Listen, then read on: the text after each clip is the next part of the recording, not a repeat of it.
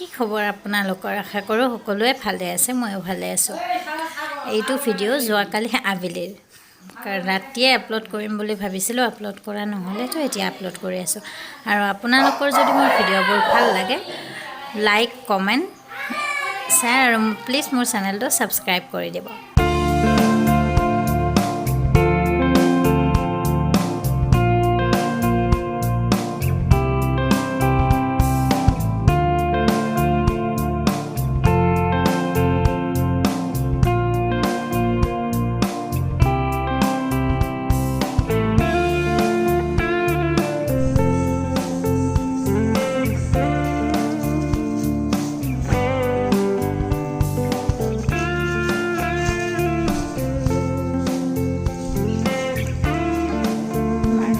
সদায় সদায় বাহিৰত লৈ আহিব লাগে আৰু এই ঠাইখিনিত বহুত খাবলৈ মনটো বৰ শান্তি লাগিছে, ঠাণ্ডা এতিয়া বতাহ নাই।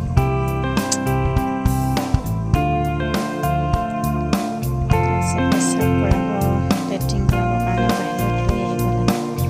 তথাপিও ইয়াত লৈ অহা সুযোগেৰে আমাৰো অহা হয়। ইয়াত অকলে অকলে আহিবলৈ বেয়া লাগে বাহিৰত, কিন্তু এই ঠাইখিনি সঁচাকৈ আহিলে কিবা এটা ভাল লাগে। ঠাণ্ডা, একদম চুপচাপ ঠাই আৰু কিবা ভাল লাগি যায়। এতিয়া মাংস বনাম। ইয়াতে মাংস ধুই লৈছোঁ, তাৰপিছত মছলাও বটি থৈছোঁ, গুড়ি কৰি লৈছোঁ মছলা। এইটো কিন্তু কোনো ৰেচিপি ভিডিঅ' নহয় হা, মই জাষ্ট কেনেকৈ বনাম সেইটোকে শ্বেয়াৰ কৰিম। কেমেৰা ওমেন হৈছে মোৰ ভণ্টি। তাৰপিছত সেইটো সৰু ন চৰিয়াটো জাগা নপলাব, আন্ধাৰ বস্তুৰে।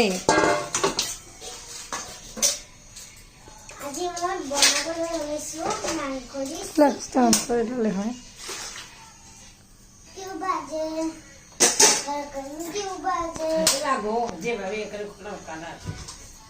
মই একেলগে আলুটোও দি লৈছোঁ,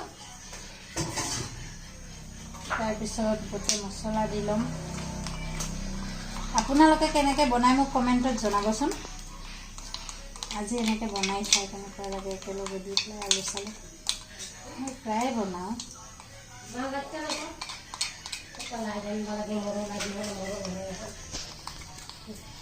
ভাবিছিলোঁ গোটেইখিনি কম দেখুৱাম, কিন্তু ঘপককৈ কাৰেণ্টটো গুচি যায়। ভাত খোৱা হোৱাৰ পিছতহে কাৰেণ্ট আহে, যাৰ কাৰণে ভিডিঅ'টো দিব নোৱাৰিলোঁ। ইয়াতে সামৰণি মাৰিছোঁ।